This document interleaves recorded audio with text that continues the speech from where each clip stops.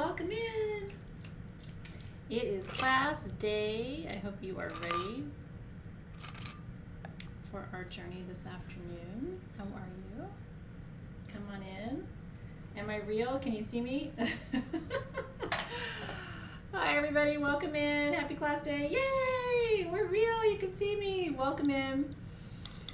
It's one of my favorite days of the month. I hope it's one of your favorite days of the month. It is Journey Day. Welcome to session 3 of Soul Shift for November. It's actually our last class of this month in this month because session 4 is going to be held in early December.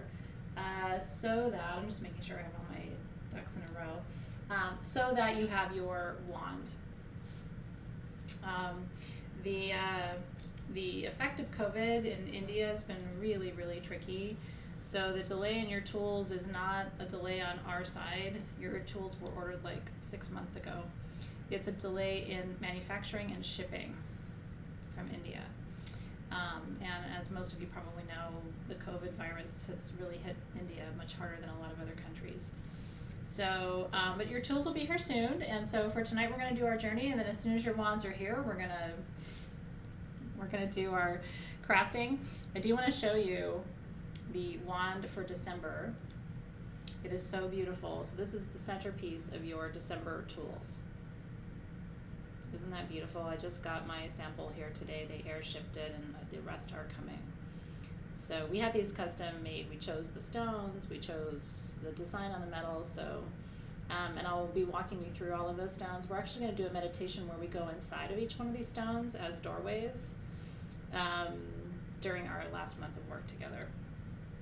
So yeah, hopefully 2021 will be a better year for India too. God bless them. It's been really hard. So we'll say a prayer for them tonight. For you, one thing I want to ask you to have with you, I forgot to mention this to you earlier, is to have some paper and a pen for tonight's journey. Paper and a pen.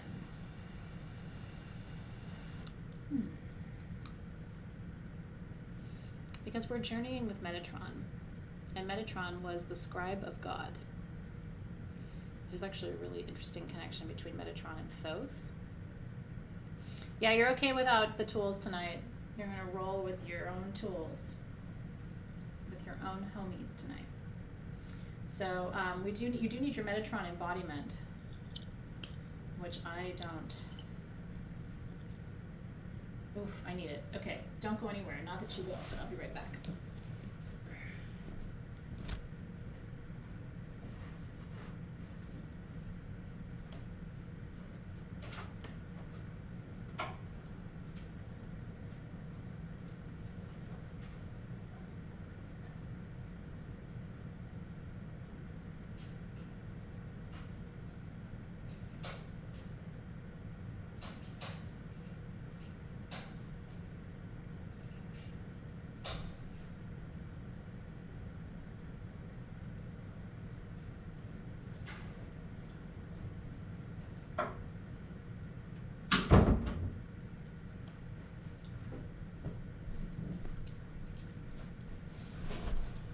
In a jiff. So since I don't want to work with tools you don't have, I'm going to be working with my, can you see that okay? I'm going to be working with my Blue Lotus candle for tonight, since that's just a good one for journey. It's made with real Blue Lotus, so it will make you fly just a little bit. So I'm going to light that for tonight. Ooh, on a burner? I haven't put it on a burner. I want to. My burner's dirty, so I'm gonna clean it real quick. Charcoal disc going.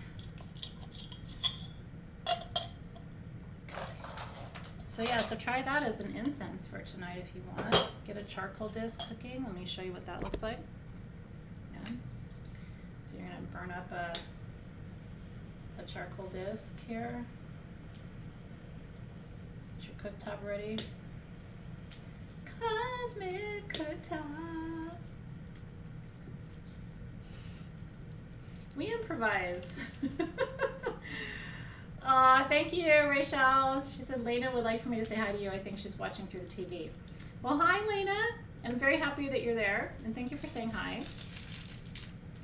I love that. I do like to know when you're there. I don't ever want you to feel pressured if you can't make it to class. It's not like a traditional class where like the teacher frowns upon that. I know life gets in the way. But it is actually really wonderful to me when you can be here live.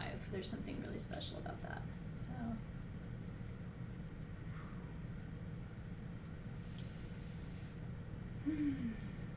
send a little bit of that your way.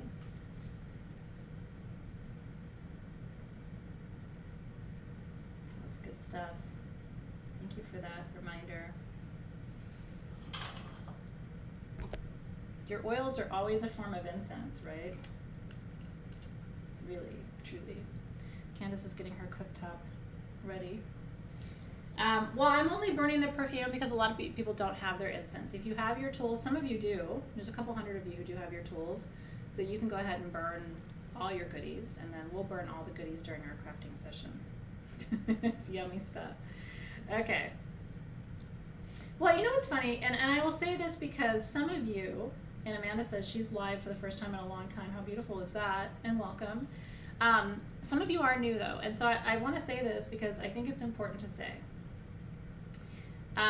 Soul Shift is a class that is working whether you're in class or not. It's a container. It's an energetic container. So, and I've laughed all these years with my spirit guides, and ayahuasca has pushed me for years. I haven't worked with her this year because of COVID, but you know, I was working with her for 4.5 years up until this year. Ayahuasca has pushed me hard all these years to acknowledge this in a more formal way, and I'm not ready yet because most people feel like if there isn't a class at a certain time with assignments and like stuff, that it's not a real class. Because that's how we are trained in the West with education. That if you're in a real class, then you go to a room with a teacher and she gives you an assignment and it's hard, so you have to kind of work for it, and you get a grade, and that's a real class, right? There's still even some metaphysical people who feel like you gotta have an exam in order to graduate, right? Because we've just been ingratiated into that example all this time. The way I work with some of my teachers is that we don't have class. In fact, sometimes we do sessions where we don't talk to each other or see each other. We do energy work. So, and it's still very real because we're not talking, but she's where she is for that time, and I'm where I am, and I just channel and receive. But I think most people would say, oh, that doesn't feel like a real class. So now, the reason I'm telling you this is there are some people who in Soul Shift never come to class. There are some people in Soul Shift who've never come to a class. They're not here for that. They're here for the container. They feel like when they're in Soul Shift that things flow, that they manifest, so they like having their foot in this container, but they don't actually want like a class, and they don't want worksheets, and they don't want homework, and they don't want all of that. And then I have a lot of students who love worksheets, and they love class, and they love all of that. So if you ever feel like, oh, I missed a class, am I behind? I'm always going to tell you no, that you're not behind. And the reason I'm going to tell you that in sincerity is a lot of students who've gotten a lot out of Soul Shift over all these years have never actually come to a class. But that's kind of 5D, and I know it's weird, and so for those who just like to have what feels like a traditional class, I will always package what I do up in a way that feels traditional for those people who want to check those boxes. Does that make sense? But there are some people who don't want to check a box. In fact, they're like, you keep your boxes. I mean, they're not coming to class live, right? They do the work in other ways. So they'll watch a class later, or they'll read the worksheets, or they'll participate in the live things that I do. But here's the thing. I trust, and this is maybe the difference, because Randy's asking, do they still graduate? I trust that they got everything they were supposed to get. I have one student who's like, when I do watch her classes, I already got everything. I'm always like, oh yeah, that's what came to me in a dream, or oh yeah, that's what I downloaded already, or oh, that's what I trust that they're getting what they need. Now again, like I said, there are certain online teachers who have exams, and if you don't pass them, you don't graduate, you don't get the thing, you don't get the certificate to hang on the wall. But there are some people who are doing really deep spiritual work. They may not be here live all the time, and they're actually, you know, in some cases getting more out of it. So what I say, well, she doesn't graduate, but he does, like that feels kind of weird. Do you know what I mean? So there's an energetics to what we're doing. Just like I always tell you that a lot of what I do is coded and encrypted. So you might be like listening to me talk about something, but subconsciously or unconsciously you're getting some other download from your spirit guides. And I kind of open the door to that, for that to happen for you. But how do I measure that on a test? Like I wouldn't be able to test you and say, okay, did you get the download? Right? Did you feel that? That's really cool. Athena Max said she felt it because she left for a little while and then came back. And it's making sense, right? So anyway, this is another funny part. We just, for next year, we went through a certifying body in the UK because some people want certification, like external certification, so we went through this process. Nobody in the US certifies online classes, metaphysical online classes, but there's a place in the UK that certifies it. So like we went through the process, I submitted my PhD, you know, and my credentials and stuff, and we got approved. For some people that will matter next year, even though it really doesn't carry any weight, but it's because they want the thing, you know, they want to tick the box, which is really funny. So anyway, I'm here for both. I'm here if you want a traditional class with a traditional teacher and a traditional worksheet and a traditional certificate. I'm here for that. I'm also here if you want to have a completely 5D experience where you're listening and not listening because you're channeling and downloading and other stuff is going on at the same time. Yeah, they certify us even in the US, but it's not for continuing education units. Nobody certifies metaphysical classes for continuing education units. Nobody in the world. So, you know what I mean? But I just did it so I could say, well, there's this body in the UK and they certified it. They acknowledged I have a PhD. They acknowledged we have a curriculum. They acknowledged we have certain learning objectives, you know what I mean? So, you get a stamp. For some people, that will make them happy. For me, it doesn't really mean anything because I've learned there's, you know, multiple sides, right? What should you have without the tools? Great question. If you have Metatron's embodiment perfume, that's good for tonight, and that's what I was just burning on the charcoal disc, gave you a little waft of that. I would choose a candle, something that really resonates with you. If you have Return, I would open the space with Return, and then we'll close the space with Return at the end. I've been using Return all week. I don't know if you're in love with Return, but it's one of my favorites. Any other questions? Let me see if there's anything else I can guide you with. In a breed all your own, I like that. Yeah, they do. The Muggles like certificates. It's true. That's why I did it. You know, I paid the fee and we went through the process and we provided all of the, we had to provide the worksheets that we give you. I had to provide my actual diploma, you know, for my PhD. You know, we did all that. We went through that process and paid the fee and waited the time and gave all the things so that, you know, the Muggles will go, tick the box. So anyway, okay, Metatron's perfume, by the way, the embodiment perfume, the reason it smells kind of different, it's sandalwood and frankincense. I started with those as kind of a foundation, okay? But the different note in this is called Saro, S-A-R-O, and it's an essential oil I imported from Madagascar. If you've never been to Madagascar or never seen it, it's one of the most beautiful places on this earth. And the people there are higher frequency. That's the only way I can describe it. So that's partly why I love importing stones from Madagascar, because they have that angelic frequency. So Saro essential oil from Madagascar, do you know what it's for? And this is why it's so funny. If you were at the live readings today, clarity was the theme of the live readings. We kept getting this clarity card and talking about clarity. Saro is the most important essential oil for clarity.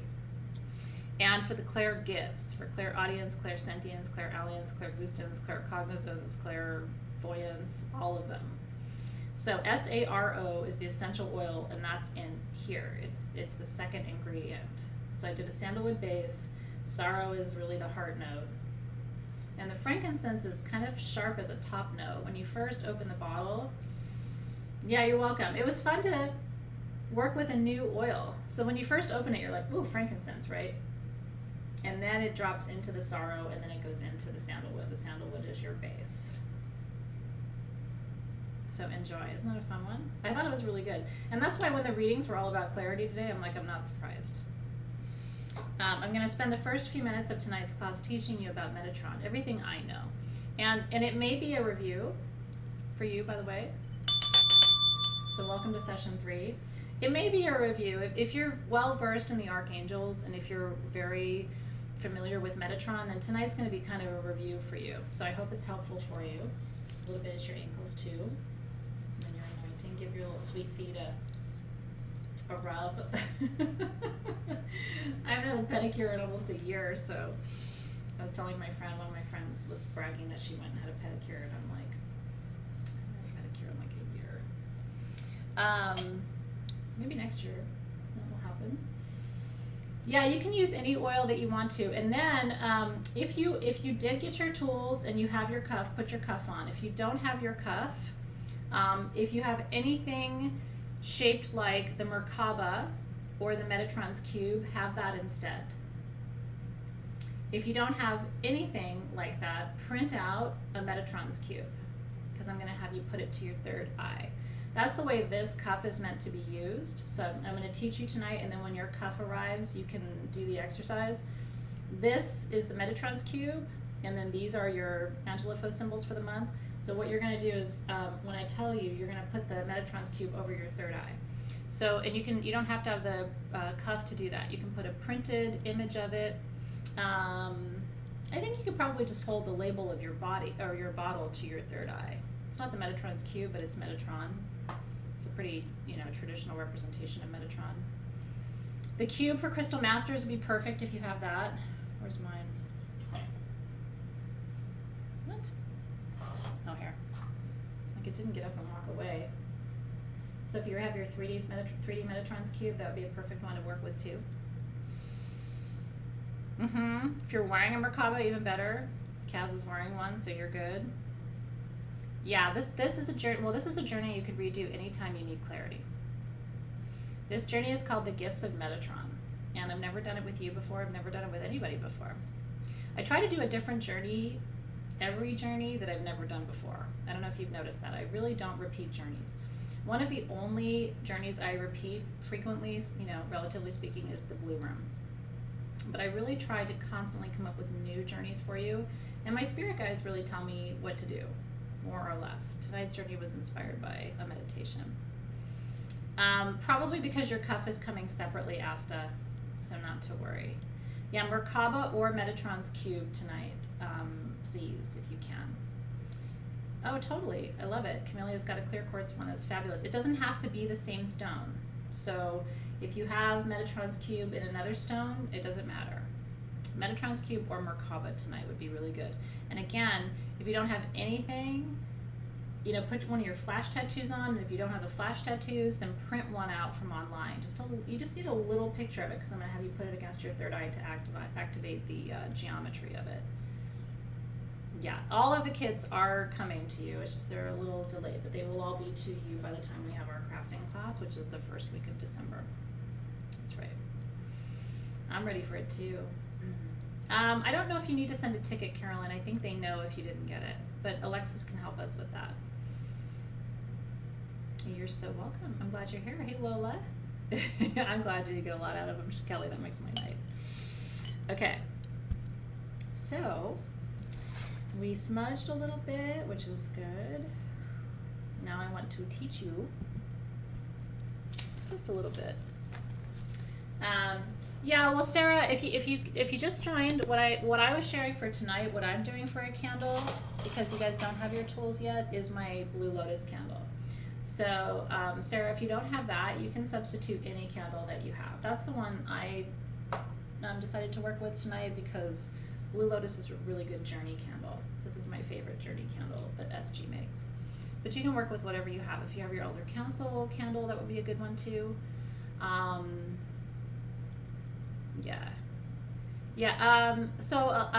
Alexis, will you do me a favor and just handle, there's some questions about orders, but I want to kind of stay focused on the teaching. So Alexis will follow up with you guys, and she'll let you know if you need to send a ticket in for anything. Yeah, I think that would be beautiful too. The Synergy 12 candle is perfect, that's right. And the Metatron's Cube from Crystal Masters, she wire wrapped it, Hillary did, I love that too. So if you have that, that would be a perfect one for tonight. Okay, so let's dive right in. This is going to be the teaching portion of our class, and then we'll have the journey portion. So I want to dive in and teach you a little bit more about Metatron. So let's talk about who Metatron is. And it's hard to talk about Metatron absent the other archangels, right? The word arch in Greek means great or chief. And in Greek, the word arch has a connotation of hierarchy. The word arch is inside of hierarchy, right? And so what a lot of people don't know is that there is a hierarchy to angels. Some angels are of a higher order than others, and the archangels are considered to be the leaders of all angels. They are there to guide the other angels to, and also they are specialists. Each one of the archangels has a area of expertise, except for Metatron. Metatron is considered to be the chief archangel, so the most powerful of them all. Now, I don't want to take you down too much of a rabbit hole. Interesting, Athena Max said that when Metatron and Thoth first came to her, because I believe that Metatron and Thoth are related, they're both scribes of God, right? They told her they were also in Sumeria and in Avalon. Is this something you've heard at all? Not specifically, but I'm not surprised. A little bit with regard to Avalon and Merlin. There are many more Christian and Kabbalistic roots in Avalon than a lot of people are aware. Now, a lot of magicians in Avalon know that. If you talk to people who've lived in Avalon for a long time or have had Avalonian past lives, they're aware. And of the fact that, you know, the chalice used at the Last Supper was brought to Glastonbury, right?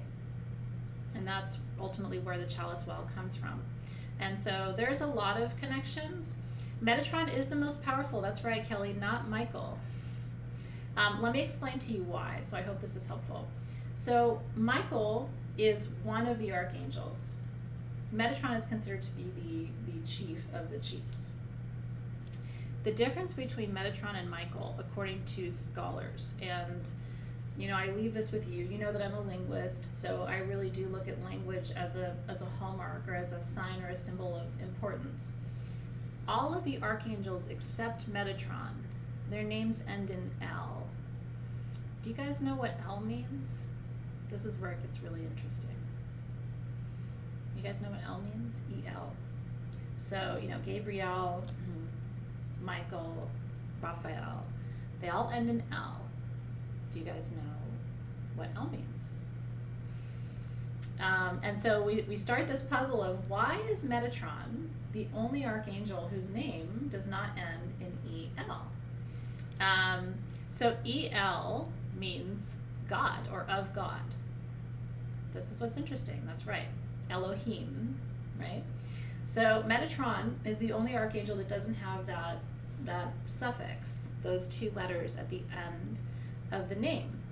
And so this is what's interesting. So why? Why is it that Metatron doesn't have that? Okay. I'm just going through my notes to make sure I have it all lined up for you. Some say it's because of the origin of Metatron's name. So let me go through the etymology of his name. In some of the Sumerian languages, there's a word called Mitara, and this is what you might find interesting, Athena Mac.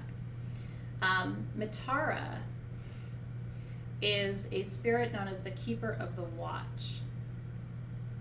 And in that tradition, the archangels are called the watchers. and Metatron is the keeper of the watch.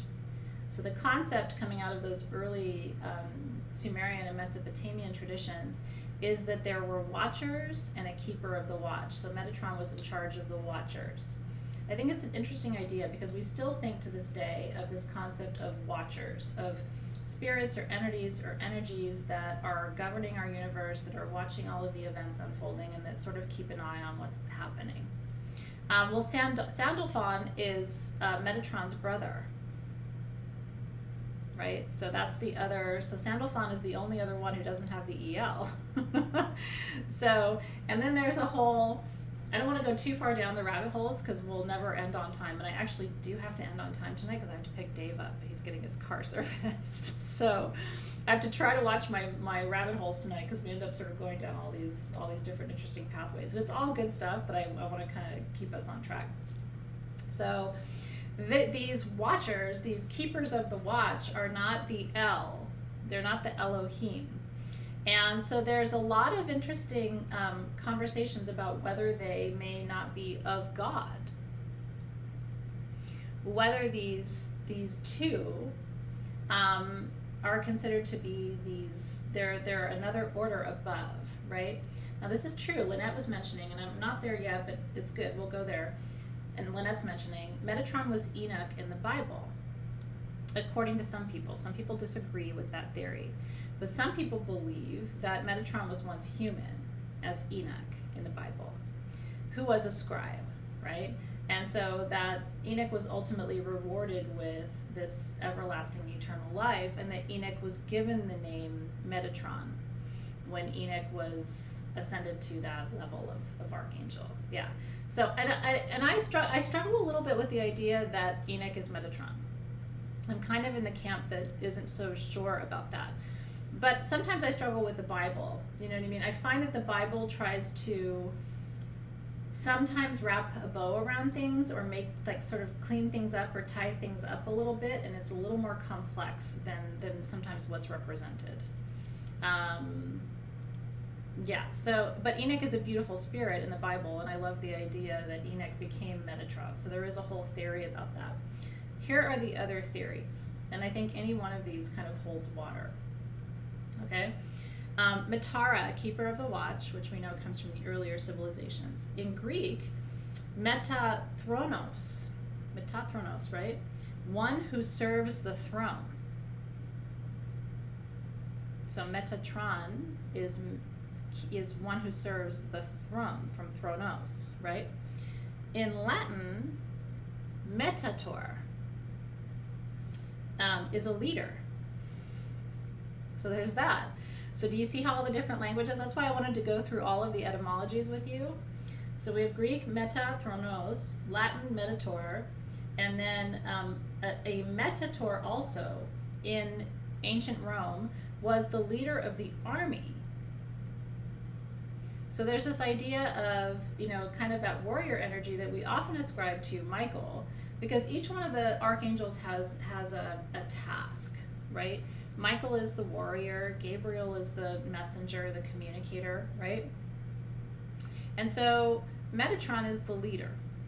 Metatron, and that's why Metatron's cube, you guys, is called Metatron's cube, because it contains all of the other sacred geometric shapes within it.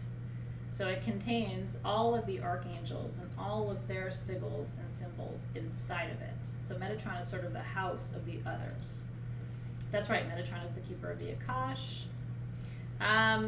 It is where metaphor comes from, but simply in the prefix, not in the suffix. So because you see meta in English a lot, right? The prefix meta. And so, which can mean a lot of different things. It can mean great. It can mean serve. It can mean a lot of different things. And then whatever you put on the suffix describes what's being expanded or what's being served. Isn't it interesting? I find all of this really exciting. Now, Metatron's not mentioned in the Bible. This is the other place where it's like, well, but he's not in the Bible. Enoch is in the Bible. So part of me feels like the Enoch story, to a certain extent, was a way for Christians to explain Metatron. Like, no, well, we didn't talk about Metatron, but we talked about Enoch. Enoch became Metatron. And it's like, okay. And there are 12 archangels, that's right. And so that's why the number 12 is so significant in sacred geometry and sacred math. Candace is asking, would I say Metatron calls out to people who are watchers on Earth? I mean, I think so. When I first became interested in Metatron's cube, it was about, I'd say 15 or 20 years ago. It was not super early in my practice, because I've been doing metaphysical work since I was about 15, 16 years old, and I'm 47. So I would say it was only like halfway in really to my practice that I started to learn about Metatron. I was taking classes from the person who had attuned me as a Reiki master.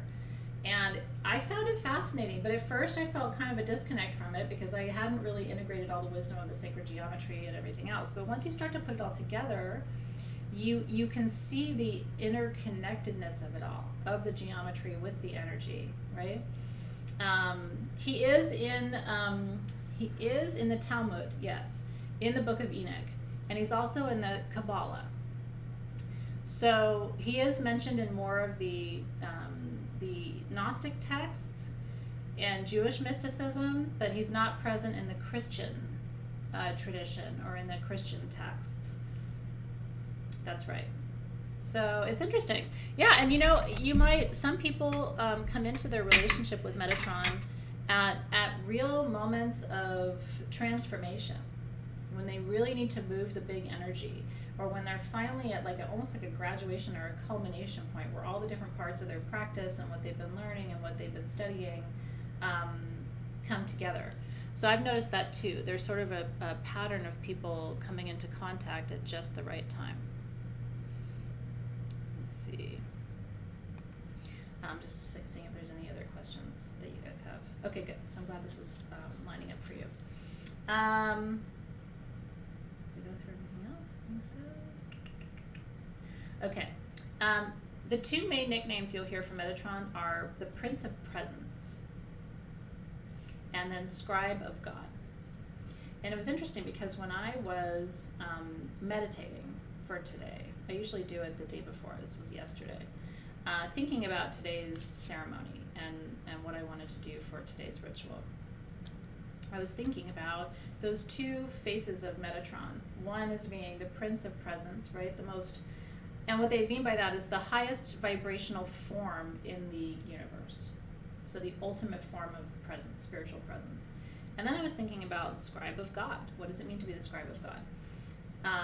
As you know, I've always felt a really intense connection with Thoth and with the Atlantean tradition. And Thoth was the father of hieroglyphics. Thoth was the scribe of Egypt, right? Actually created language to a certain extent. And so when we think about the lineage, the trajectory, I think Thoth is an incarnation of Metatron. So if there's this highest elevation of angels in the outer dimensions, 7 to 12, I believe that Metatron took form on Earth as Thoth, and Thoth ultimately took form as Mercury and Hermes. And then out of Mercury and Hermes, when you think about it, came medicine, came writing. I mean, came science, came mathematics. All of that descended from Metatron through Thoth and out through the tributary energies of Mercury and Hermes. Isn't that interesting? I find it fascinating too. So if you feel connected, I always feel connected to these energies because I'm a writer. I process by writing. I channel when I write. If I'm having a problem, the only way I can solve it is to write it out. I can't talk it out. I'm not an external processor. Like when Dave's having a challenge, he wants to talk. When I'm having a challenge, I'm in a room by myself writing and then I read what I wrote and usually come to clarity that way, like, oh, that's what I meant by that. And I've been that way since I was a kid. And so if you feel connected to writing, if you feel connected to any kind of symbols, for example, also in the domain of Metatron, that's why sacred geometry is such an important part of the practice of working with Metatron. So if you feel connected to geometry, to symbols, to language, Those are all the domains of Metatron. Yeah, it's interesting, isn't it? Yeah, and to people who are not, like Candace says she's the same way, but to people who don't process that way, it seems nuts. It's like, wait, you have to write it out? Like, or people will write really long things on Facebook. I write poems sometimes as a way of making sense of the world. But some people are just people of fewer words, which is okay. They process by talking, or they process by painting, or they process by dancing, which are all legitimate too. And those also have really rich metaphysical traditions as well behind them. So it's not like writing is the best form of communication. It's just one form of communication, but it does have this sort of really beautiful spiritual lineage too. Yeah, the Emerald Tablet is next year. And wait till you see your journal for next year. We're making this, I think I told you this already, but it's in production right now. We're actually making you Emerald Tablets. They're these leather bound, they're 9 by 12, so what does that look like? Like 12 by 9? With all the hook closures, it's like a green leather binder with 3 rings so that you can keep all your worksheets, and it's got all kinds of fun pockets and stuff, and then we're having a stone put on the front of it, bezel set into the leather. So you're actually going to have an Emerald Tablet next year for class, which I think is really cool. Yeah, they're being manufactured right now. Isn't that cool? I think it's interesting. Kimberly said, I hardly ever speak aloud. And a lot of people are surprised when they find out that I'm actually pretty quiet. I don't talk as much when I'm just around the house as I do when I'm online. Because I really do, the way I process for myself is I write. Yeah, when we were trying to have these designed, and it's like you're trying to explain, no, it needs to be like an Emerald Tablet. And it's like, what's an Emerald Tablet? So anyway, those will be here soon. Okay. Now, tonight, what we're doing for tonight's journey. Are you ready? Michelle's on the floor. Okay, tonight's journey is 2 parts. The first part is the written meditation. And this is where it's a little different from what we've done before. Oh, I'm glad. I'm so glad. Yeah, and it is funny when people are like, wow, you're actually really quiet. This is why my Myers-Briggs is INFJ. I'm actually a pretty introverted person, but I play an extrovert on TV. I do really like engaging with people, but if I'm not quiet for at least 4 hours of my day, I lose my charge on my battery. So I am not a big talker. Does Barbara agree with that? I think I'm quiet and others don't. Yeah, honestly, he does. Yeah, because he's an external processor. So when we're like on a Saturday morning when we're having coffee, we do that. We just sit and have coffee in the little sunroom. And, he's, I'm like, and then he'll be like, so what about you? And I'm like, I'm good, things are good. And because I've already worked it all out. I'm like, I'm good, class was good, programs are good. I mean, unless I'm having an issue, I'm like, no, I'm just here to talk, just to listen to you, kind of. So, but he's not, he doesn't do the internal processing. So he needs to have that, like, well, what do you think? What should I do? If it was you, how would you? Or, well, I was thinking about doing this. What do you think if I do that? And it's like, in my mind, I'm like, I figured it out. Anyway, that's probably why we work, because if I was like this all the time, it would be probably hard to be a partner. So I create a lot of space for Dave because I don't need a lot of this, in that way. Okay, so you're going to be writing tonight. Yeah, and Dave is an INTJ, Joanne, so maybe that's part of it too. So Dave, not Dave, us. You're going to be doing 3 parts of your written processing or your written journeying tonight. So this I do want you to make a note of, okay? So I'd like you to have a piece of paper in front of you and a pen. It does not have to be this much, but it needs to be enough where you have room to write. And something you don't mind scribbling on, if you're really neat and you have a journal, and you don't want to mess it up, this is not the exercise for that. This is not going to be clean writing. You might be writing some of this with your eyes closed, and so I just don't want you to have an attachment to how it looks. So get yourself a piece of scratch paper, or do you ever print stuff at home and you printed the wrong thing? I save all of that so I can write on the back side of it and use it as scratch paper for math and stuff for Zoe. So anyway, just something that you're not super attached to, unless you want to have this in your journal, in which case I would say just to write it in. I'm going to just use a blank page of my notebook that I always have. So that's what I'm planning to do. As soon as I'm done going through this with you, I'm going to flip it over, and this is going to be my little space. Okay. Metatron governs the 3 different domains, and so what we're going to do tonight, Metatron is the giver of clarity, right? Metatron is going to help you write this out tonight.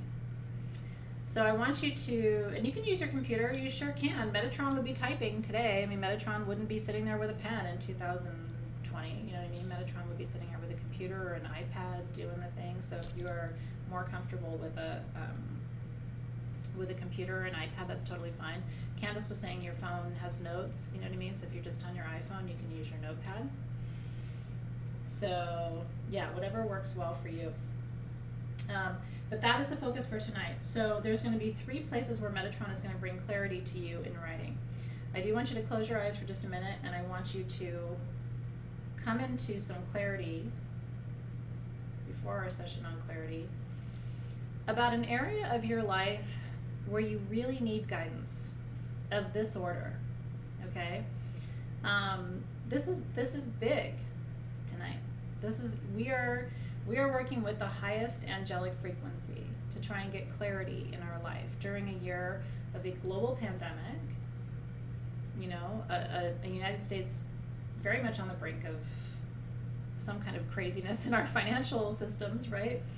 At a time when we're in massive flux, socially, culturally, politically, energetically. But a flux that a lot of us see with the potential to create an entirely new paradigm, a new way of being and existing that a lot of us are actually really excited about, or trying to hold a space of excitement for. So keeping all of that in mind, right? Like, not just, this is about you tonight, this is about your life, this is about your questions. But then you also should macro out a little bit and think, do you also have questions that aren't just specific to you? Do you have questions about, you know, the planet? Do you have questions about civilization? Do you have questions about where do you want clarity?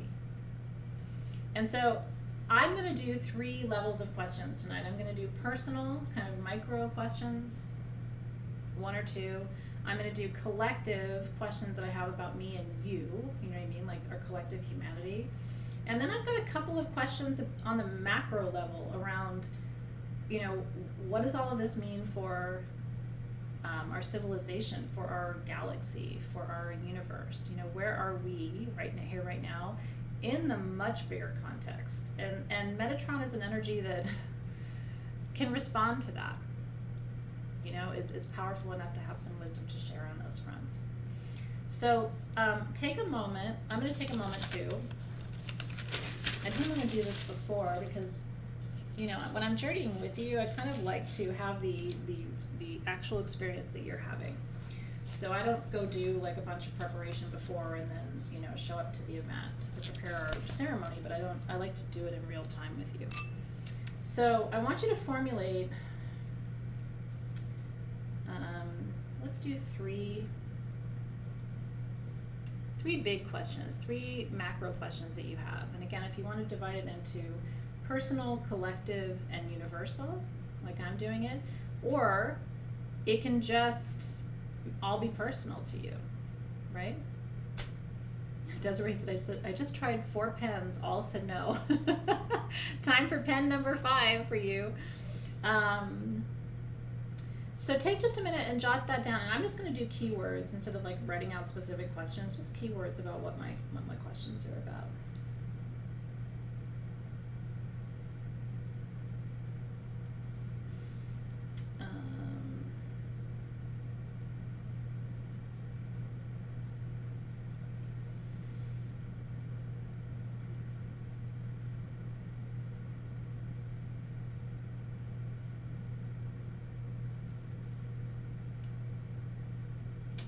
just kind of high level. Yeah, and sometimes if you find the feed distracting, you can, just don't look. Or some people turn it off, you know what I mean? So, because some people, again, external processors like to have the chat feed to be able to process. But some people who are, more internal don't want that. They want to just be able to go within and do their writing and their thinking. So, however you choose to work with these sessions is the right way to do it for you. So writing down like just 3 general areas of inquiry that you want to poke into tonight with Metatron. And you can think about it as personal, collective, and universal. So you alone, you, maybe even your family. Collective meaning like questions you might have about the planet or about your country, and then, so this, I'm answering you in it. And then the third section could be universal. What's going on in our galaxy? Is this the ascension process? You know what I mean? Like, what's the next step in the ascension process? What's it gonna look like? What do I need to be able to do to hold the space for this ascension? And what's my role in this ascension? Am I fulfilling my soul contract for why I showed up here this time? And is there anything I need to know in order to fulfill the terms of my contract with more grace? Those are really good questions on the different kinds of levels. Yeah, you can ask about anything. I mean, tonight's blue sky, truly. Tonight is just wherever you want to go, because Metatron is such a powerful force. So there's really not a question where I would say, well, that might be beyond his pay grade. I don't think there's anything above Metatron's pay grade. So dig in tonight. If there's something really big, WTF is a good question, but you may want to frame it a little bit differently. Metatron is tough. Metatron can take it, though. That's the one thing with Metatron's energy that I've noticed. It's knowledgeable, it's senior, it is experienced, it is global, it is universal. It's not like, when I work with Metatron, I often think that I'm working with like kind of the smartest person I know, right? So it's like when you're working with someone really smart, there's no wrong question to ask. They may give you a question back. A lot of times really smart people answer a question with the question, so you might get some of that back tonight. Meredith said, I thought about what your teacher said. Don't get bogged down and miss your own ascension. How do you do that? How do you get bogged down, or how do you miss it? I was going to say, getting bogged down is kind of like on the daily right now. It's kind of a Metatron comment when you think about it, don't you think, Meredith? I mean, the fact that you're still thinking about it this month tells me there's some resonance there. Because Metatron, I think, would say the same thing. Don't get so mired in fear and worry and anxiety that you miss what this is. Because it's not about fear or a virus or toilet paper or, homeschooling your kids or anything. It isn't about that. That's the here right now. But that's not what this is about. This is about the dismantling of structures, right? In order to reimagine a new reality that wouldn't have been possible. The way I think about it is, when somebody has something that they are used to, right? Even if it's not really working for them, they don't want to give it up.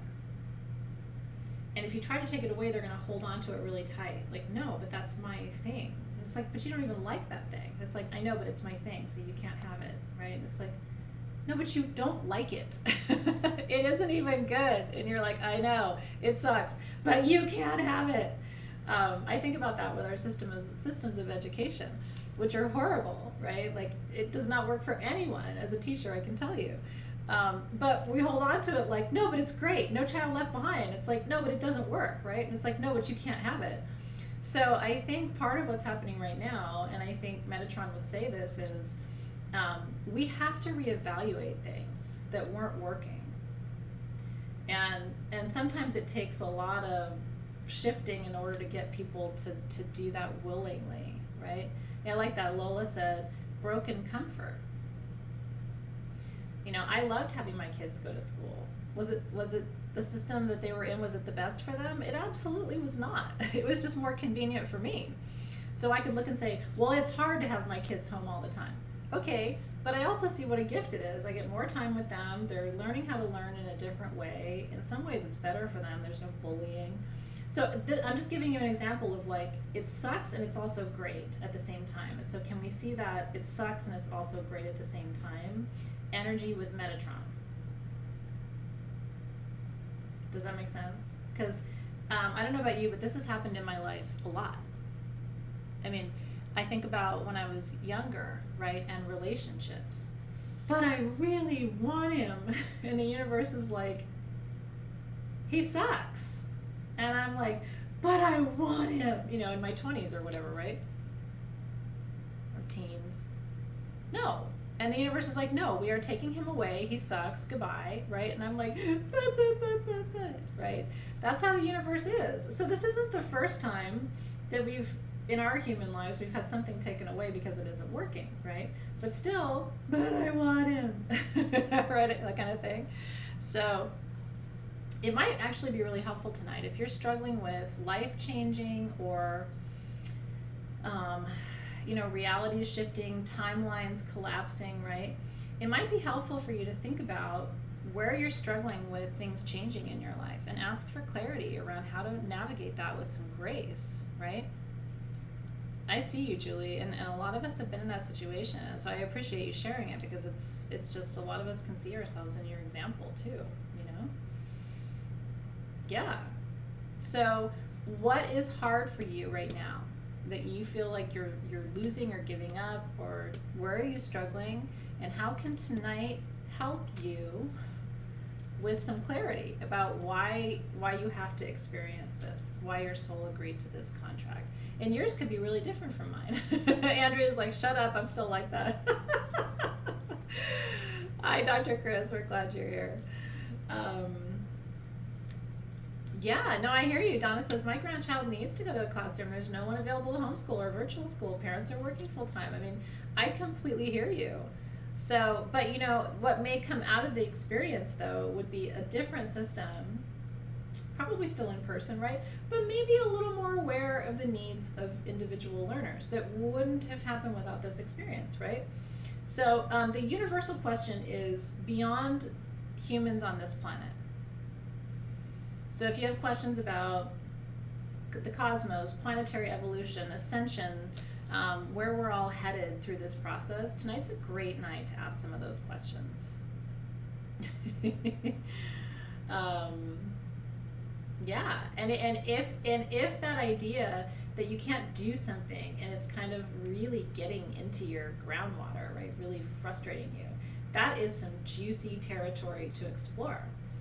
Why do you feel that way? And because I mean I do too. That I do not like being told what to do. I do not like being told what not to do. It is just not. I don't enjoy it.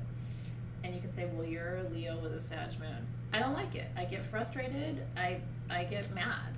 And so I have to look at that. Why is it that I don't want to be told what to do or what I can't do? And why do I react so profoundly to that? And that's kind of a learning edge for me. Because sometimes in life we have to be told what to do. I mean, I would say almost never, but I can still point to some situations, right? Yeah. And if you fight it, it's awful. Isn't that right, BK? Holy smokes, let go or be dragged. Truly. So anyway, what I want to say to you tonight is, no matter what it is for you, it's open field tonight. Because all of these are accurate, appropriate, necessary, valid things to go into this journey tonight and ask about. And you can even just say, I want to work on my areas of resistance, the things that really piss me off. And so write it down. Why don't you take a moment right now actually to, I'm going to write the word struggle. And I'm going to try to list 3 things that I'm struggling with right now.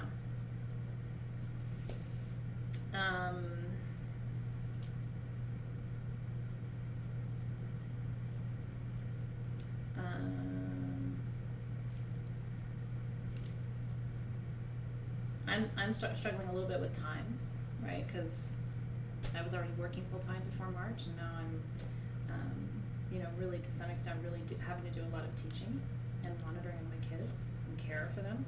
I struggle a little bit with fear and anxiety sometimes, and that comes from just the unknown, which I think is pretty common. Those are my main struggles right now, is just feeling like stretched a little thin and then a little anxious. Those are my main struggle areas. So maybe think about what your struggle area is. Maybe it's confusion. I definitely feel, at least in my world, like people have been inconsistent this year in my personal world. Like kind of up, down, left, right, in, out, like all kinds of kind of bizarre stuff from people I've known for a long time. So, and it's not me, it's just life, but it's just happening across the board. And so it's kind of like sometimes, because it's so many people I know having such up and down, it makes me feel like I'm a little off my footing, if that makes sense. Like, wait, why is she doing that? Why is he doing that? Did she just say that? And how come he is like, they're over there doing this? Like, what? It has kind of felt sometimes like the world is like upside down. Do you have the same things? And I'm just like, what? And it has led me to feel a little like disconcerted, because again, if it was one time or two times or even three times or even maybe a dozen times, but I'm telling you, this year, it's been on the regular where I'm just like, I feel like I'm constantly like, what? Yeah. Desiree says I've been struggling with insecurity with my job, my desire to go in the career I want, with the government, with myself, right? So, yeah, and that current man for Rachel, right? Budgeting, understanding others, which, Deb, that's what I'm saying too. That's my challenge area, right? Patience. I think mine is probably patience too. And my mantra this year has been, Lola's like, they need to flip their Taurus. My mantra this year has been, everything as it is. And just trying to accept people's circumstances as they are, without like, well, I wish it was this, and I wish he would that, and I wish he hadn't done that. Everything as it is, right? Which gives me a little bit of peace, because the reality is we can't change much, right? And then what's the next good step? Right? Okay, so now you've identified some of your struggles, right? Your challenges. And so this is another area to take into the space with Metatron. Okay, so these are my challenges. What are some solutions? So I'm going to divide my second page in half, and this is what I'm going to use for Journey. You don't have to do it exactly the way I'm doing it. If your spirit guides are guiding you to do something else, you follow that guidance. I think I'm going to cut my page in half, or divide it in half with a line. Here, I want some guidance on my struggles.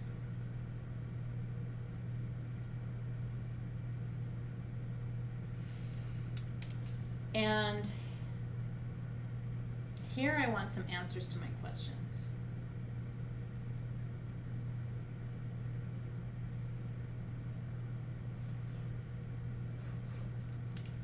Answers to questions, guidance on struggles. That's right. Because this is at least in my experience with an energy like Metatron, this is a reliable place to get some 411 that will take you in a good direction. Janine says I've been struggling with feeling overcrowded. She loves her parents, but she wants her own space, right? Yeah, I hear that. And then I'm over here on the other side. All I want is to spend the night at my parents' house and hug them.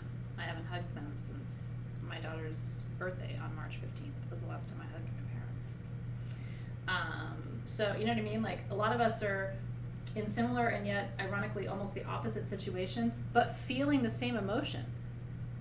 You're frustrated because you want your own space. I'm frustrated because I have to have my own space. You know what I mean? And I can't share my space with them.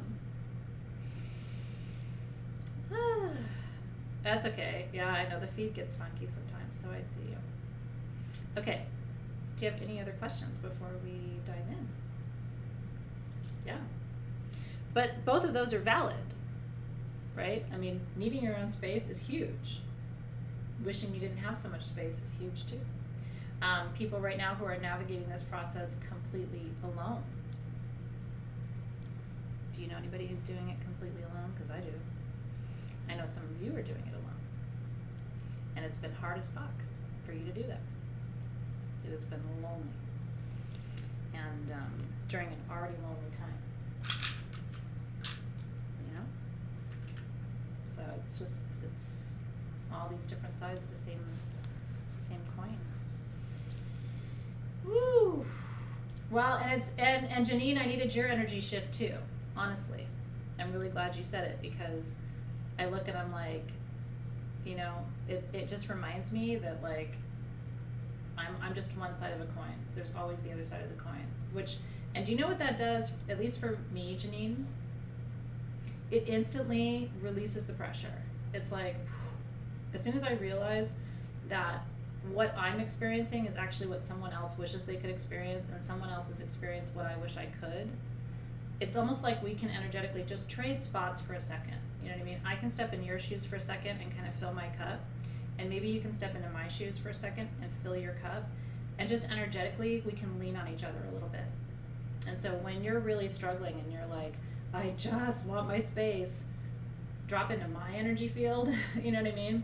And when I feel like, God, I just want to snuggle up in bed with my mom, I'll drop into your space, and that way we can send each other that vibration. Yeah. Woo. Oh yeah. Yeah, Jill says, me and 2 cats. Listen, Jill, you and two, I mean, when I'm with 2 cats, it feels like I'm with 3 people. Yeah, and that's true. And that's one of the things that I hope you guys have felt that this year. I hope that you have felt that it's been my incessant desire for you not to feel alone.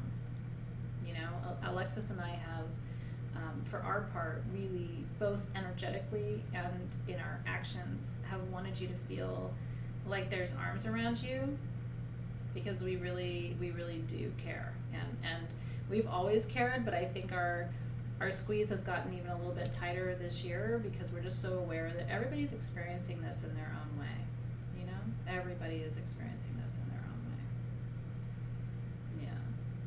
So I know. And then there's lonely holidays coming. So we need to continue to hold that space and raise that vibration, and be able to support each other too through that process. Truly, truly.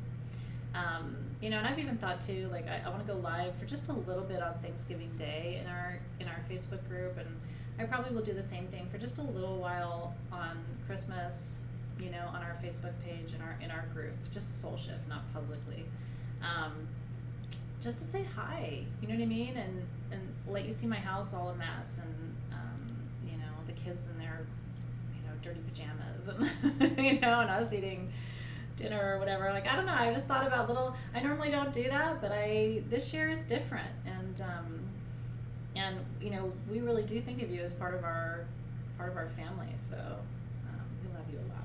We're very grateful for you. So, speaking of gratitude, yeah, well, thank you so much. We really do. And we're constantly, Alexis and I are constantly asking each other, you know, what else can we do? How else can we, you know, create an even tighter container and structure to support this process, because we're going through it too, and we're just so aware. So, thank you for that need too. Well, you know what? I probably will. So Dave and I too are going to do that cooking show from our kitchen at some point, which, don't get your hopes up. It's going to be the shittiest cooking show you ever saw. I mean, I consider myself a pretty good cook, but I mean, it is not like Food Network. You know what I mean? We might not have all the ingredients we need. Something might get spilled. May have had too much wine before we started. But so you'll be able to come into our kitchen a little bit. This is not a network production, so we make no promises about what that will be like, but it will be fun to have you in my kitchen. So we'll see how that goes. It's really, well, it is hard not being able to visit. But you know what? That's what energy work is all about. It's really true. All right, so let's open our circle. Ooh, I'm ready to go. I need this journey as much as you do. Yeah, somebody was like, well, what if you did a real cooking show? I'm like, I don't want to do a real cooking show. I don't want to have to be polished and perfect. I want to be able to, drink too much and spill stuff. It's just more fun that way. Oh, that's so awesome.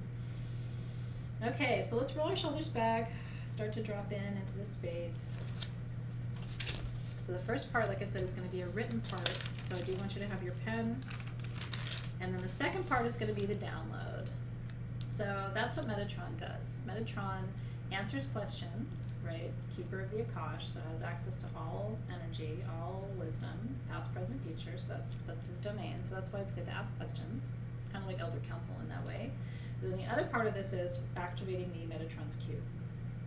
So have something you can put to your third eye for the second half of the meditation or the journey tonight.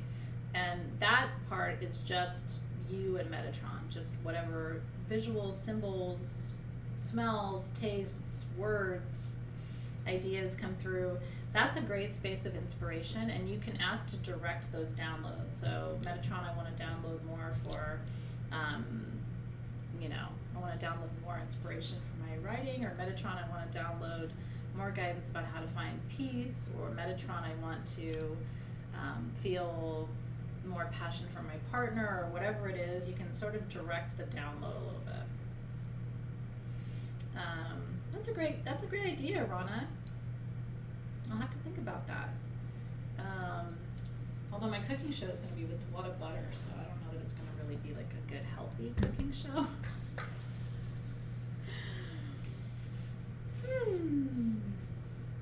I really like butter. I feel like butter loves me back.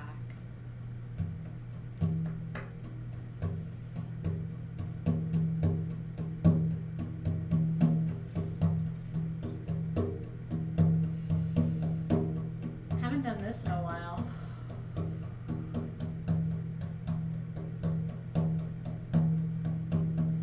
I'm going to drum in our guides and guardians of the gateways.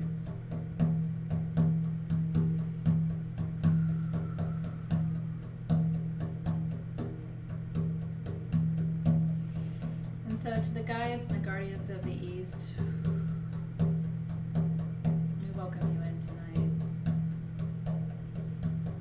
Energies of dawn, new beginnings.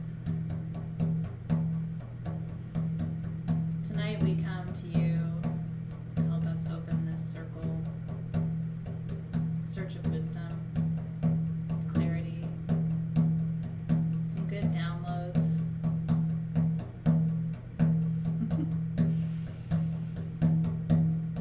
And as you open this gateway to the East, we ask for new ideas, new visions, new inspiration,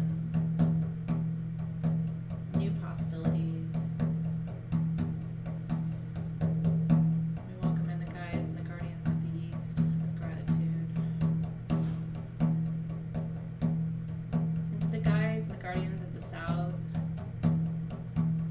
Fire Gateway, we welcome you in tonight. We're ready to switch it up. We invite you in to bring your energies of change. Help us to see things in a different way, guardians of the South. Shifting old perspectives, new solutions to old problems tonight. We welcome you in with gratitude. And to the guides and the guardians of the West, we're looking to shift some emotions tonight. To move what's stuck. Help us to work around those obstacles, like water flowing across pebbles in a river. Teaching us that we can always find the flow. Helping us to heal old wounds, old emotions tonight. And giving us perspective so that we aren't so controlled or dominated by our emotions. Show us the pathway to peace.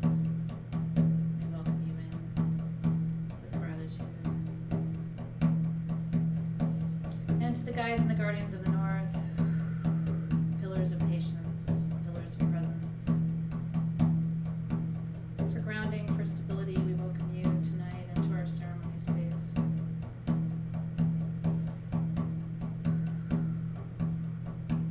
We pray for grounding, give gratitude to you for anchoring us in the here and now moment,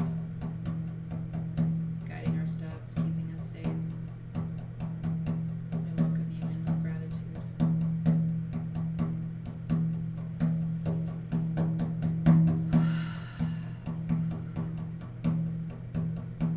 Guardians of the upper world,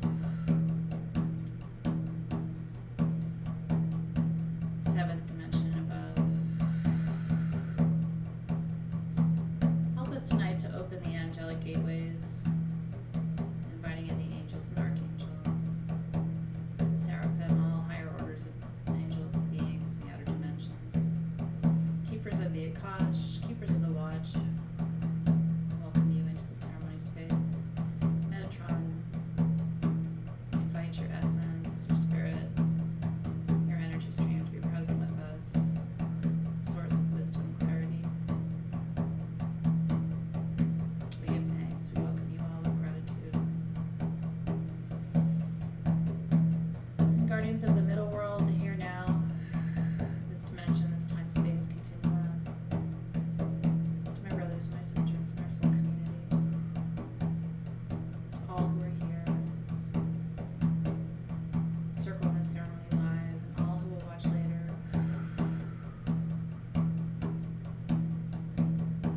And to the guardians who lead us through this human experience, this planetary experience. We welcome you in with gratitude this evening. And to the guides and the guardians of the lower world, gateways to the crystalline matrix, bone kingdom. To the caves, crust and mantle of our own earth, our own planet, anchors to the earth star gateway below, down to the molten core of the planet. We welcome you in with gratitude tonight. Plugging us into all sources of power beneath our feet, all sources of wisdom in our lineage, 7 generations. To the future ancestors as well, we're there. We give thanks and welcome you.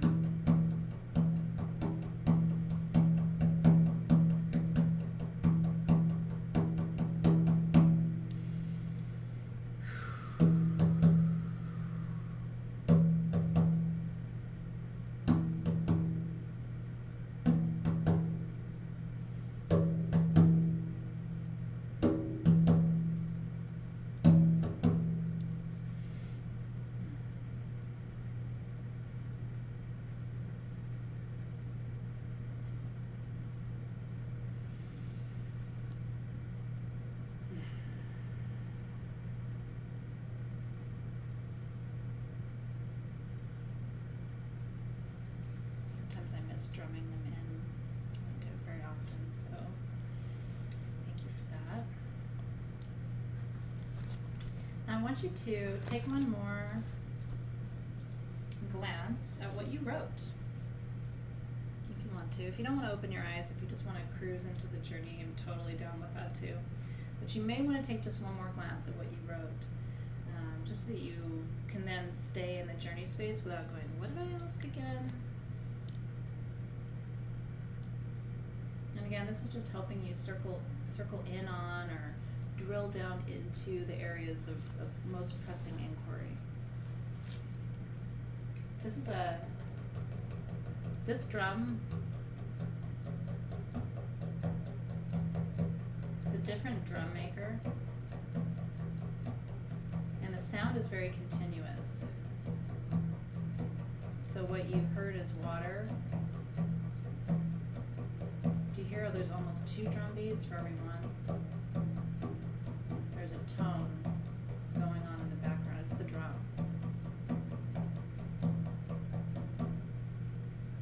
I don't know about running water.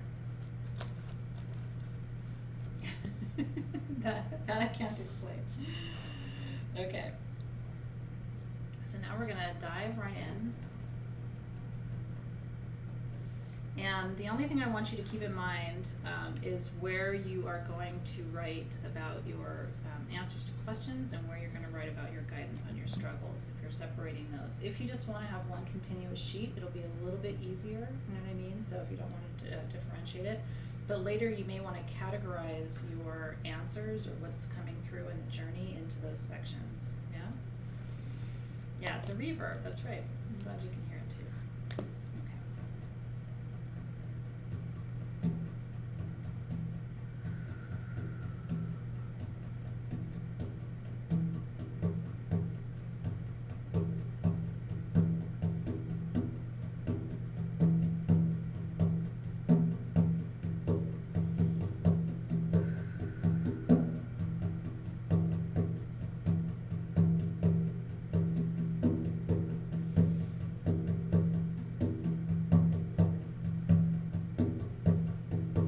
So the pathway to the angels, it's always the same.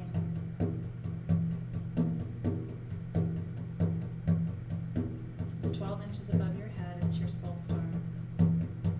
It's the same portal you came through when you were born. It's the same portal you'll go home through when you're done here. So above your head, I want you to first picture your crown chakra. It's a soft spot, top of your head.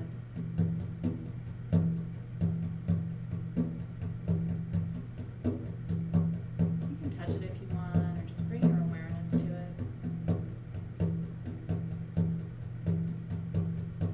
Beautiful violet wheel of light spinning. It's a fast-moving chakra. Looks like a spinning purple diamond.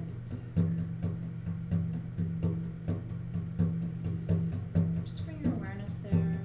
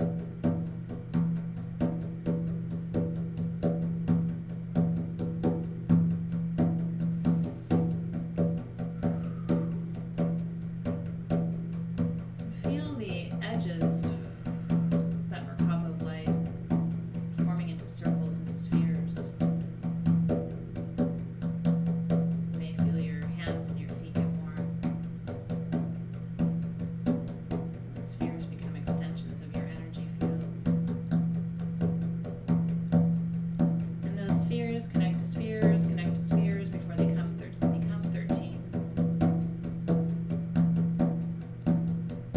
As the Merkaba merges, the seed of life.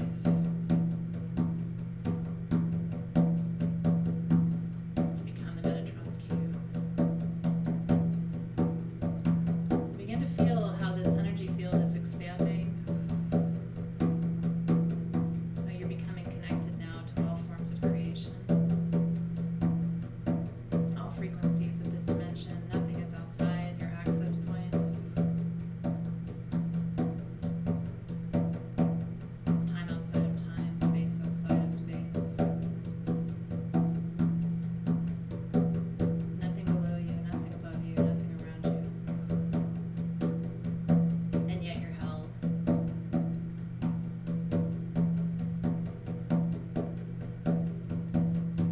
And in this space, we begin to interact and merge with the energies of Metatron, the infinite all that is, the integration of all forms of creation, of imagination, being. No dimensional boundaries, no physical boundaries, no energetic boundaries. Imagine if you could create prosperity from here. Imagine if you could create health from here. Imagine if you could create global peace from here.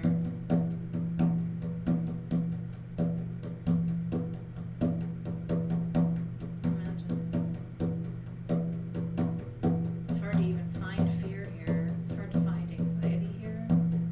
You're just floating, weightless, and yet you're held.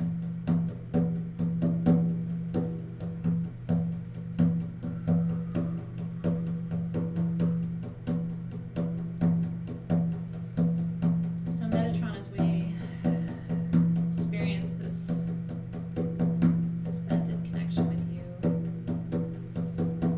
sitting in the frequency of your dynamic field of light, we come to you with questions on our heart tonight. Personal questions, collective questions, universal questions.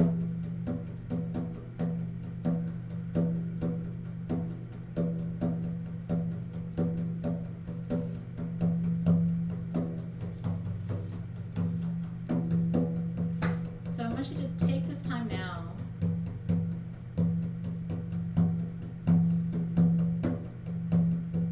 to ask some of those questions that are on your heart tonight. The most important gift that Metatron gives is wisdom and clarity. Where do you need wisdom? Where do you need clarity tonight? And start with you personally. Where do you,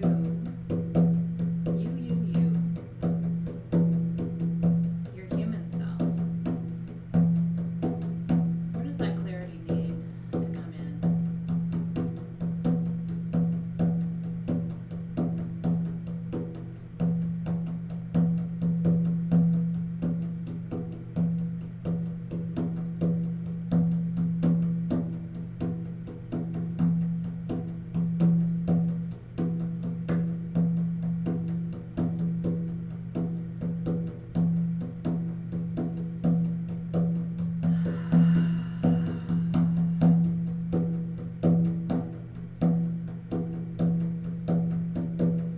Guide us here, Metatron.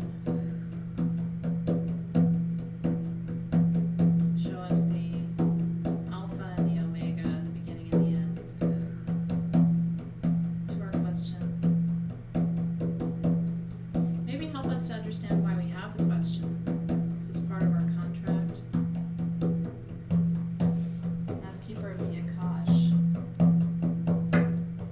Tonight, can you help us understand how we got here? Why we chose this life and this family,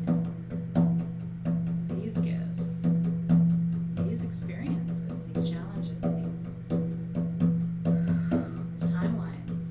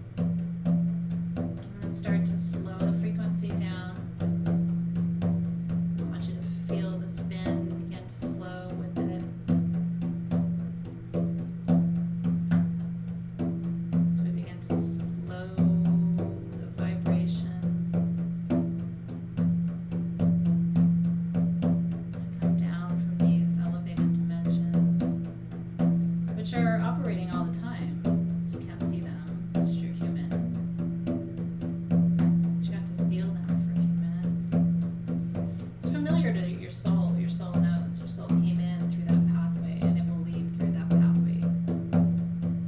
So this is familiar terrain for you, for your spirit. But your body may be a little bit catching up. Feel the spins stopping now. You'll start to become aware of your heartbeat. The heart was your first organ that developed in the womb. Your heartbeat was the first sign of life. But it's also the thing that keeps you from leaving this dimension.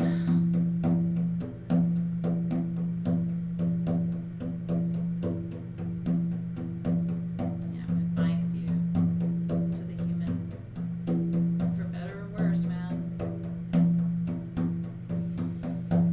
I'm coming to awareness now of that diamond,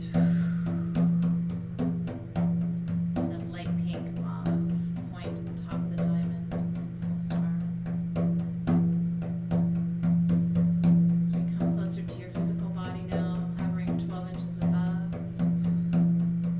cascading down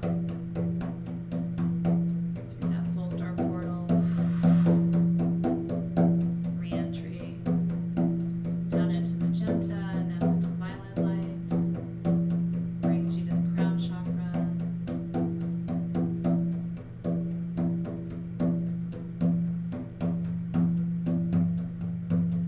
Become aware now of your physical temperature. Taking a nice deep breath.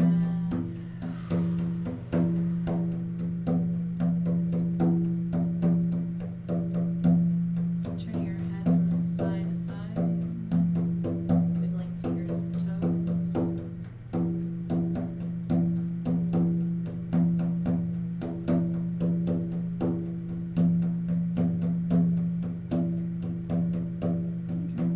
Whenever you're ready, open your eyes.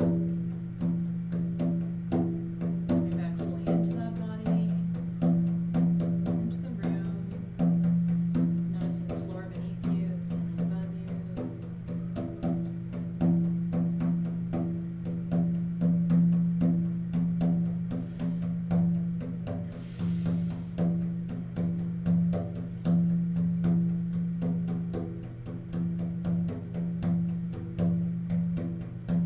You're noticing the density again as you get back into that body. And just becoming aware of the difference between how you felt in that Merkaba and how you feel now. Density.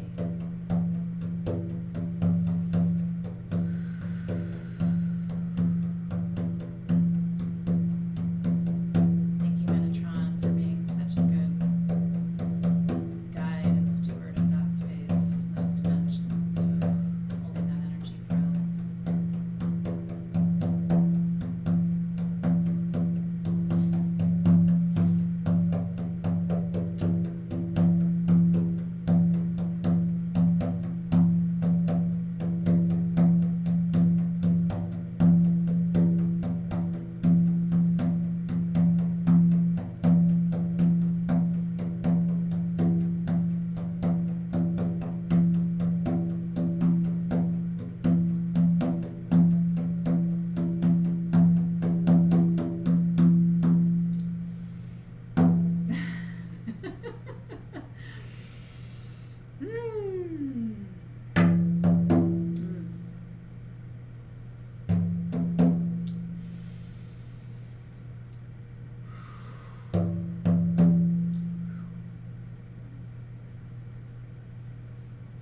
Shake my booty a little bit.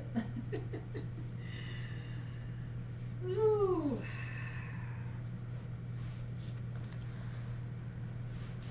I'll be right with you.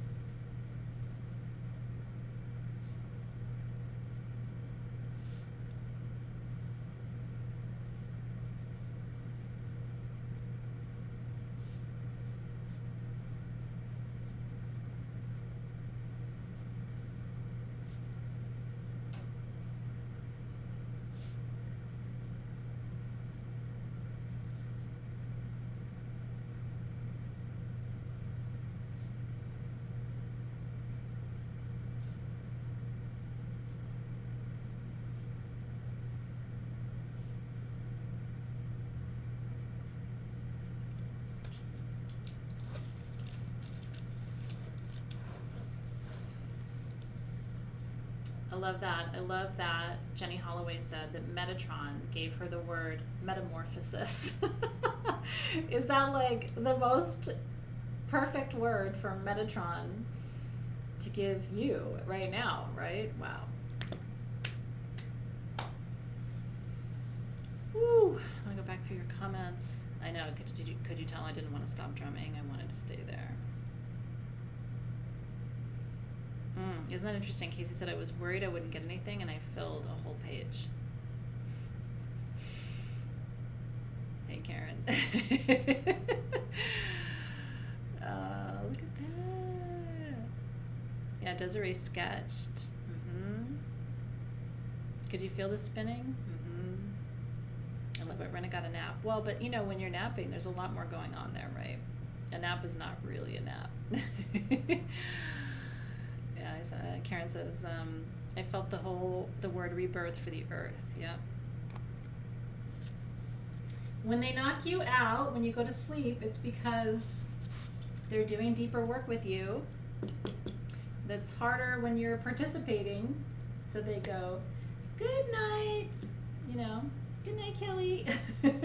Enjoy your nap, Rena, bye. And then you're like, right? Oh, I like that. Nietzsche said I was in the middle of the core of the spiral. Yeah, Saya said she was morphing, everything morphing into one another. Isn't that cool? Ooh, I like that, Space Daisy. Just by asking the question, you open a door. Wow. I would love to. If you post anything in the group, I would really love to see. I'm just curious. You don't have to share. But if you take a snapshot of your notes or anything, I'm going to be super keen to take a look at that. It won't be tonight, but it will be tomorrow during the day. I just out of curiosity, and like I said, don't feel pressured. But if you ever want, I mean, that's one of the reasons we have a private Facebook group, so that if you want to process some stuff from Journey, you have a place to do it with a community that's pretty knowledgeable, and I'll always lean in with my perspective too. Look at that. Yeah, so Meredith got knocked out too. Woo! It has kind of a tube torus feeling to it, right? This kind of like, when you're up in that Merkaba and it spins out in all directions, it's like, it's a little disconcerting if you haven't experienced that before, because you're used to having a tether, whether it's gravity or, you know, so that you're used to not feeling that idea of being free floating. So it can be kind of disconcerting. Also, if you haven't done, like, you know, plant ceremony has that experience too. So if this is all new to you, it's fun, but it's also kind of like, what just happened to me, right? Yeah. I agree with you, Danielle, and really believe that in my spirit to be true. She said people, whether they know it or not, are seeking out healing and creating the ascension for every single physical thing that is anchored to Earth. Yeah, I think what I understand to be true is that we're not in agreement about how to do that. And that has always been one of the challenges. I don't know why when I say founding fathers, I don't mean the crafters of the Constitution. I don't know why the founding fathers. We've been bifurcated since the start.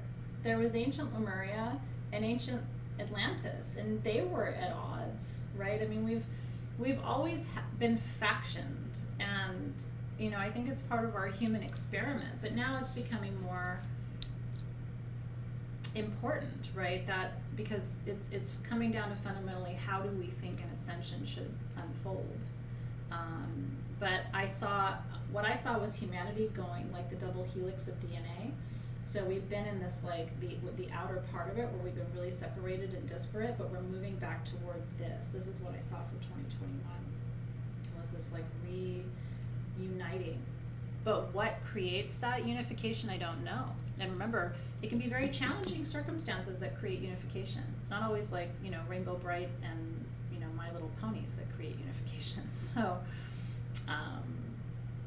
it's so fun to read your comments. Really, really fun. Do you think the longer we do this work, the less likely we are to fall asleep? Yes. I do. Sometimes in the beginning, they just got to get you out of the way, you know? It's true. Woo! He was waiting next to the moon, a giant Metatron, and said, "You always wanted to go to the moon." And the Metatron's cube I was in landed on his right palm, and we talked. That's interesting. Kimber said she saw me on a stage, like Rock or Stand with Bones. A bone stage. I'm here for that. I would do that.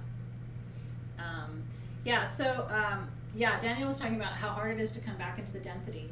Can you speak to that experience? Because one of my favorite things about having these interdimensional experiences, and I especially like doing it not with plant medicine, so that you're really consciously aware.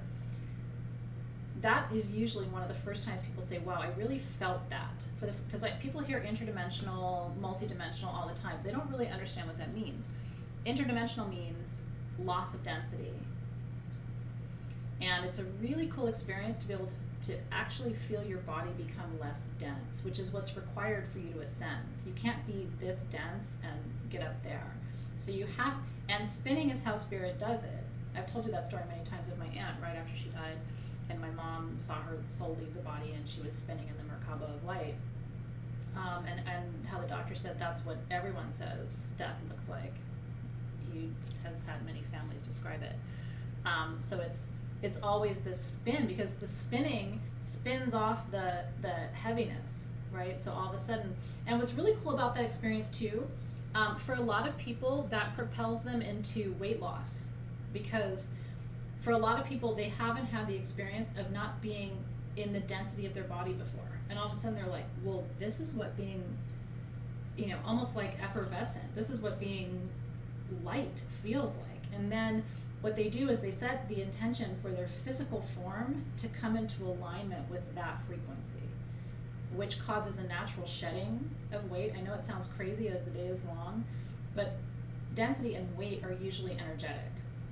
That's why when we're stressed out, even if you only eat a little bit of food, it's really hard to lose weight. It's an interesting experience, right? And you can get super dizzy too, which can be fun, but can also, like I said, it can be disconcerting too. But what's interesting is what you have to know is in that spin, you did release some stuff that you didn't necessarily pick back up. So a couple things I want to tell you before I formally release our guides and open our space. Drink lots of water tonight and tomorrow. Herbal tea is fine if you're not a big water drinker. I'm not a big water drinker, but I do like infused waters and teas. Drink a lot of that, because you moved a lot of energy tonight, and it's important to, in the physical form, it's important to follow that up with some good clearing through your system. So that's the first thing. If you're still dizzy when we're done, have some food. Get something that's kind of a little bit dense with some protein in it that'll really anchor you and ground you. And those are good suggestions for you. That will also help you get back into your body. If you don't want to come back yet, don't eat. Like if you want to keep journaling, if you want to, rewind it and go back and do it again, then just don't have any food until you're ready to come fully back. Yeah. Janine says, I can't talk yet. Yeah, you shed a lot and you downloaded a lot. So this was kind of a system upgrade tonight, which I think is important for a lot of us right now. So yeah, food and water will bring you back very quickly, get you back in your body and help you not feel so dizzy. Usually before a journey, I always advise not eating. I had a very light lunch today. On journey days, week 3 classes, I don't eat until after, because it just feels good to eat after journey. Or you can eat tomorrow morning, have a nice big breakfast, or have that, like it's 6 o'clock here, I'll have dinner tonight. Katie said, I channeled a lot of information from Metatron. I really feel he has been with me since COVID started. Isn't that interesting? She said, I felt him, but I didn't have a name for him at that time. Really interesting. Okay. The last thing I want to do before I close the circle, whatever form of the Metatron's cube you have, I want you to bring it to your third eye. We're just going to leave it there for 30 seconds, but this is for the completion of the download, okay? Whatever form your download is coming in.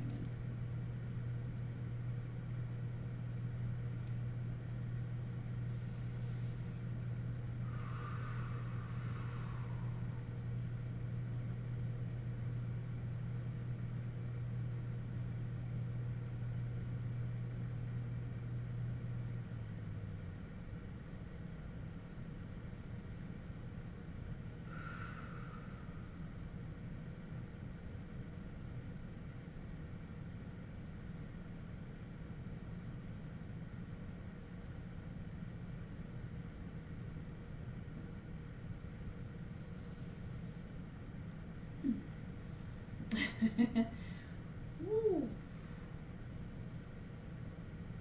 That made me almost fall asleep. So what I was holding to my third eye is the center symbol on your cuff for this month. So if you don't have your tools yet, you might want to, as soon as you get it, you could always do this meditation again, or you can just open a circle and then ask to receive through that. Yeah.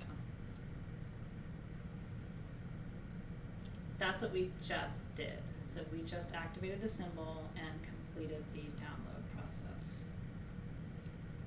Now you can do that for longer, and you can journal again afterward. So if 30 seconds wasn't enough, yeah, Casey's like, I just flew away for a minute. It's intense, actually. Putting the Merkaba against the third eye is an intense exercise. Like, when I pull it away, I can't see this, but when I pull it closer, I see the circles of light. Like, you know, you can see the downward triangle and the upward triangle and the circles at the edges. I can see all of the circles as soon as I put it to my third eye, but when I pull it away, I can't. It's nuts. So, and that's a good, if you're somewhere and you're feeling really anxious and nervous, even if you're not, you know, opening a circle and doing a full download, you can just pull it in. You know what I mean? It just calls that energy into your field. That's interesting. Chris said my hands go numb when I hold my cube. That's interesting too. Woo! Yeah. There's a lot going on here tonight. Yeah, and try it if you don't have your cuff yet. Try it with your 3D cube from Crystal Masters. Same thing. I swear, as soon as I pull it up, I see all the circles, the 13 circles. And then when I pull it away, I don't see them. That's really interesting, because I hadn't noticed that before. Yeah, Angelia's like, I'm tired. We did a lot of work today, guys. We did 90 minutes of readings and 2 hours of class today. If you're not tired of me yet, thank you, but you probably should be. Yeah, don't stand up super quickly. You may be a little headachy because we went through the crown tonight. So if you're a little headachy, close your gates. You know about this, right? So right here, if you've got a headache right now, because when you open your crown chakra, especially when you do it kind of quickly, it can cause a little headachy. So put your thumb between the little fatty part between your forefinger and your thumb on your left hand, count to 3. And then put it on the other side, the other gate, close the other gate.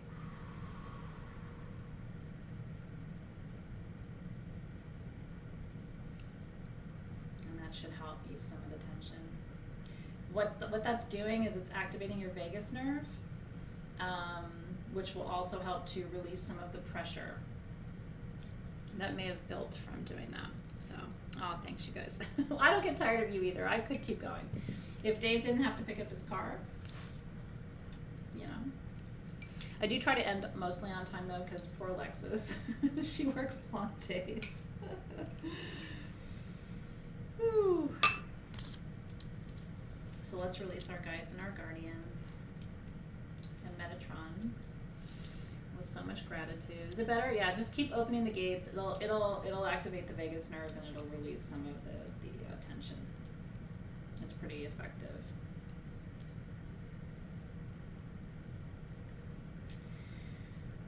Roll your shoulders back, turn your head from side to side. That'll release some of that tension too and pressure. And also put your hand on your soft spot. You know, and just sort of like putting your hand anywhere brings your energy into present time. So just keeping your hand there can feel good too. So we're first going to release the guides and guardians of the lower world. We want to give thanks to you for connecting us tonight to the crystalline matrix, to the bone kingdom and mineral kingdoms, plugging us into the entire matrix of energies and frequencies across our planet, across all the ley lines and vortices. We give thanks as well in the lower world to the bones of our ancestors, to our own bones that carry our own wisdom and legacy and lineage across space and time.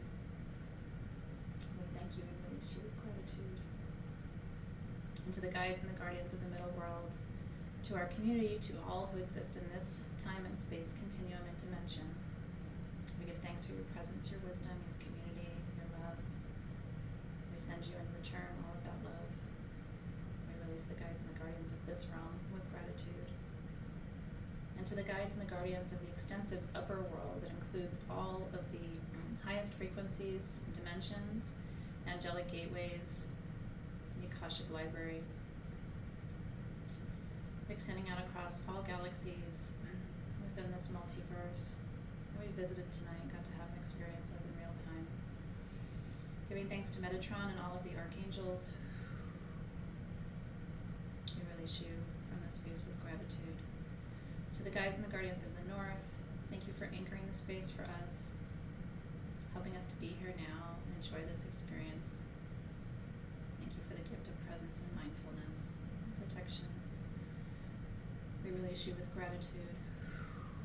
To the guides and the guardians of the west, thank you for helping us shift into a new emotional experience tonight, hopefully releasing some frustration, sadness, grief, seeing everything as part of something bigger so that we don't take events in our lives out of context, that we see the mutuality and how incredibly and intricately integrated this universe is. We give thanks to the guardians of the west and release them with gratitude. To the guides and the guardians of the south, thank you for facilitating this space of transformation tonight, for helping us to bravely and courageously move forward in our lives during times of uncertainty. We thank you for the fires of passion and change. I release you with gratitude. And to the guides and the guardians of the east, thank you for creating that space tonight for something new to begin. Helping us to embrace and engage new perspectives on old circumstances, new solutions to old problems. Helping us to see clearly tonight, which is the biggest gift Metatron can give us. It's also the gift of the guardians of the east. And we give thanks to you, release you with gratitude.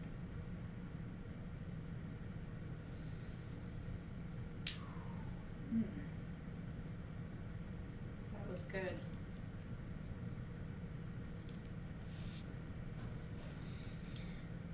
Woo! I love it. BK says, I've been doing readings for days and I'm so exhausted now energy-wise, but full of energy otherwise. That's when it's time to clean your house. I have that sometimes where I'm like, I can't read for you, but I can clean those dishes. I have that experience. It's true. I hope you sleep beautifully tonight. I'm glad. You're so welcome, MJ. I'm glad you were here tonight. Thank you for being here. Thank you, Rochelle. Yeah, it's incredible. And just reading your reflections is a real gift, too. Thank you, Neetu, for being here. Thank you, Cher. I'm glad you were here. And Jennifer, and Emreet, and Bonnie, and Karen, thank you, too. And Crystal. And Debbie, and Joanne, and Darlene. What a beautiful experience being with all of you tonight. Thank you, thank you, thank you to Andrea and Callie. Oh, Janine. And it was great to read for you today, to Janine, too. I really felt that sweet connection with you today, so thanks for being here. And Larissa and Martha. And thank you, Alexis, as always, for being here. She took notes, so you know you don't have to worry. She will have your notes for you. I think it's usually a couple of days afterward, maybe the beginning of next week. So thank you. So tomorrow, a couple of things. Tomorrow, we have Cosmic Comfort, if you're interested. I'm going to be talking about how to embrace joy and gratitude in uncertain times ahead of Thanksgiving. And just asking my spirit guides to please guide my hand, because it's a tough time to talk about gratitude and Thanksgiving when we're all so challenged.